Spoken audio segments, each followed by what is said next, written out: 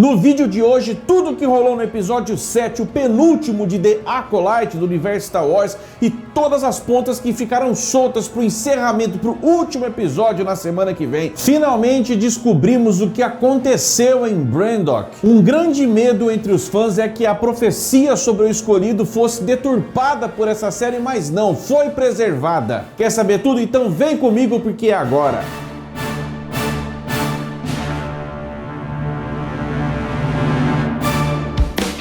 E aí galera, Spótico na área, eu sou o André Muro e desejo que você esteja bem demais. Como era de se esperar, finalmente tivemos um baita de um flashback, e um flashback que nos contou o que exatamente aconteceu em Brandok, o que os Jedi foram fazer lá, o que eles estavam buscando, o que aconteceu de fato para deixar os quatro todos isolados pela galáxia e mexidos, interiormente com os acontecimentos de Brandok. A tática usada nesse episódio foi uma releitura do episódio 3, praticamente uma reprise do episódio 3, mas mudando o foco para uma história a partir da visão do próprio mestre Jedi Soul. Os Jedi foram enviados para Brandok, então, para investigar a possibilidade de uma vergência da Força. Um lugar por onde uma pessoa, um objeto, sei lá, por onde a Força flui livremente. Indivíduos altamente sensíveis à força dentro de uma área de vergência ou próximas de alguém que é uma vergência,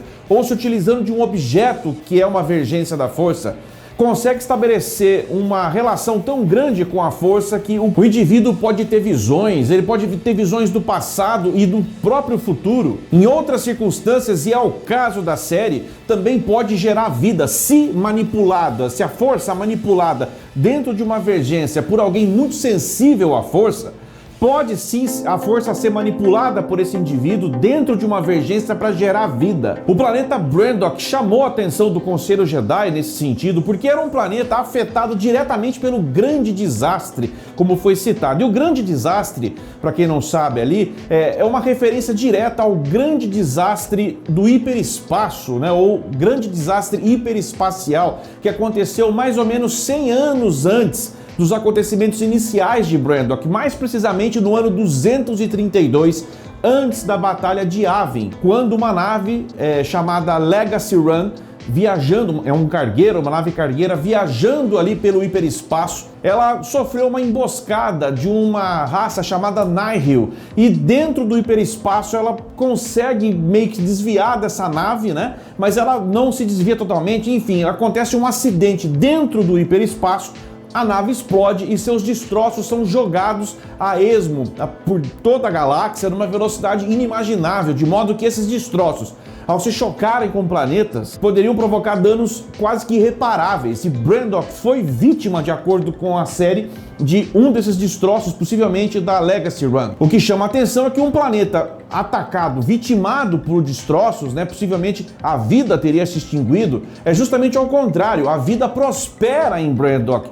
E isso chama a atenção de toda a Ordem Jedi, que envia então esses 3 Jedi, mais o Padawan, a Indara, o seu Padawan Torbin, o Keonaka e o Soul, para investigar por que era um planeta que prosperava, um planeta que foi dado como inabitado. Não haveria lugar melhor para esse coven das bruxas aí, se hospedar num planeta tido como inabitado, se elas queriam ficar no anonimato, queriam viver a sua vidinha numa boa, sem ninguém encher o saco, principalmente os Jedi, da Alta República, que se achavam os donos soberanos do uso da força. E é dentro dessa missão, então, que o Soul acaba encontrando as irmãs gêmeas, mais do que gêmeas, elas são 2 em 1. Agora a gente entende isso, Até mesmo irmãs gêmeas teriam simbiontes diferentes, e elas têm o mesmo simbionte, elas são realmente um único ser nascida em 2. A força foi manipulada dentro da vergência, que foi mostrado ali, aquele túnel, que lembra muito o túnel da vergência que lá no planeta Ahch-To, a Rey acaba encontrando durante agora a trilogia final dos episódios 7, 8 e 9, no planeta lá em que estava o Luke Skywalker. Então é uma vergência muito semelhante, aquele túnel, lá estava a vergência da força, que as bruxas faziam ali rituais em volta daquele túnel, Não ficou muito claro como a mãe Aniceia realmente fez, que tipo de ritual, que tipo de magia negra ela usou para criar a partir de um indivíduo e separar em dois, né? Acho que talvez a gente veja mais um pouco disso, espero que a gente veja mais um pouco disso no último episódio, mas o fato é esse, finalmente sabemos que Mei e Osha Aniceia são então nascidas a partir de uma manipulação da força dentro de uma área de divergência. Justamente esse tipo de nascimento propiciou na amostra de sangue colhida das duas irmãs ali pelos Jedi a altíssima contagem M no sangue das duas. Esse M é o M de midi-chlorias. A gente viu algo semelhante a isso lá no episódio 1, Ameaça Fantasma, quando o mestre Jedi Qui-Gon ele também coleta o sangue do pequeno Anakin Skywalker e vê ali uma altíssima, mas muito alta contagem de midi-chlorias, a ponto dele dizer para a Ordem Jedi que ele havia encontrado no Anakin Skywalker uma própria vergência da força e que provavelmente ele seria o escolhido. Se a mãe Aniceia fez o feitiço, fez a magia que gerou uma em duas, né? Quem carregou no ventre mesmo foi a mãe Cório, né? Em dado momento, quando realmente os Jedi confrontam, né? Especialmente o Soul e o Torbin vão confrontar as duas no pátio ali do Coven ali, né? Fica uma coisa muito esquisita, porque o diálogo da mãe Aniceia dá a entender que ela não vai deixar a Osha embora, mas depois que ela toma lá uma sabrada, né? E acaba indo de base, né? Pelo Soul, né? Aí ela fala, mas eu ia deixar ela aí. Então, pra mim, eu achei que são essas coisas em The Acolyte que às vezes... Olha, não foi um episódio ruim, de todo ruim. Teve episódios piores. Na questão da ação, no desenvolvimento, em prender a atenção, até que esse episódio cumpriu bem o seu papel. Mas essas inconsistências de roteiro é que enchem a nossa vida, né? Eu entendi que ela ia segurar a Osha. Aí, na hora que ela tá morrendo, ela fala que vai liberar a Osha. Quer dizer, na hora também que ela vai virar fumaça ali pra sair dali, e a Mei começa a virar fumaça também, eu não entendi qual a relação das duas virarem fumaça ali. Ela ia pra onde? Por que a Mei ia virar fumaça também? E aí, como é que o Soul entendeu que ele tinha que puxar o sabre e matar ela ali? Quer dizer, na frente da Mei. Então a Mei viu a mãe dela ser morta pelo Soul. Tá explicado o ódio dela, né? Com o Soul em primeiro lugar. Por falar em inconsistências de roteiro, né? A motivação do Torbin para querer acabar logo com a conversa, ir lá para provar para o conselho que tinha uma vergência ali, ele desafia a sua própria mestre Jedi Indara, pega ali o veículo, vai embora lá para esse castelo, simplesmente pelo desejo de voltar para casinha e para Coruscant. Mas achei tão pobre, tão raso esse motivo, né? Ele foi para lá e a partir daí toda a confusão começa, especialmente quando os dois se juntam, como eu disse agora, o Torbin e o próprio Soul, porque o Soul sempre se mostrou ser um Jedi destemperado, rebelde.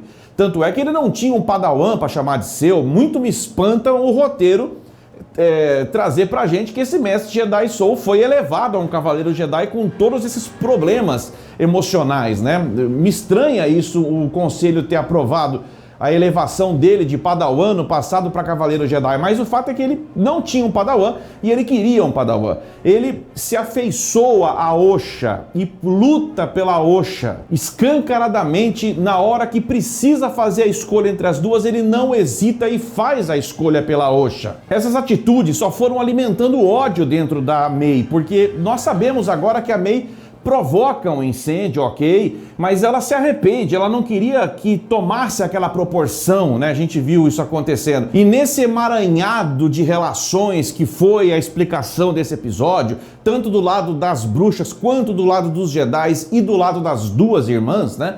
A gente pôde então entender quais foram os crimes cometidos por esses Jedi. A razão pela qual a raiva é movida dentro da Mei para buscar vingança, motivada, claro, pelo empurrãozinho que o mestre Sith deu, né, para ela, o Qui-Me. O Torbin entrou no seu voto de Barashi, né, para se isolar do mundo, para não ter que responder a nada pelos seus atos, até um dia em que a Mei chega lá com um veneninho para ele buscar ali a sua penitência final e acabar com a sua própria vida. Ele se sente culpado por ter sido ansioso, por não ter focado na missão, por ter sido precipitado em buscar uma prova sobre a Vergência e fraco também, né? Porque teve a sua mente invadida 2 vezes, né? Então ele não se sentiu confortável para continuar sendo um mestre Jedi com todas as pompas que a Alta República empunhava em cima de um Jedi da época, né? Ele se sente extremamente com vergonha e se tranca no voto de Barash. O Keonaka deu para entender que ele se isola lá em Kofar justamente porque também se permitiu, né? Teve a cabeça fraca, se permitiu ser invadido e ser manipulado por uma das bruxas, né? E a mãe Coriol, no caso, junto com todas as outras irmãs, né? Por isso que elas diziam, o poder de uma, o poder de duas, o poder de muitas. As muitas entraram na cabeça do Keonaka e fizeram ele lutar. Mas nada se compara a Indara e Soul. Soul simplesmente acabou com a mãe de todas as bruxas, a mãe Aniceia. Foi ele o responsável por acabar com a mãe Aniceia. E a Indara, por sua vez, muito poderosa, de longe a mais poderosa Jedi do grupo ali, ela vai para cima do Keonaka e na tentativa de romper o fio, né, a força em forma de fio que comandava ali a cabeça do Keonaka, ela é tão poderosa que ela não só rompe o fio, como esse romper do fio provoca quase que um curto-circuito coletivo e mata de uma vez só todas as irmãs. Achei meio forçado isso, mas tudo bem, vamos colocar isso como potencial da Indara, né? Até o próprio Mestre Soul, que queria enfrentar o julgamento da Ordem Jedi, a Indara faz ele pensar, né? E fala, olha, não vai contar isso, dá uma segurada, já fez burrada até agora, vamos segurar essa também.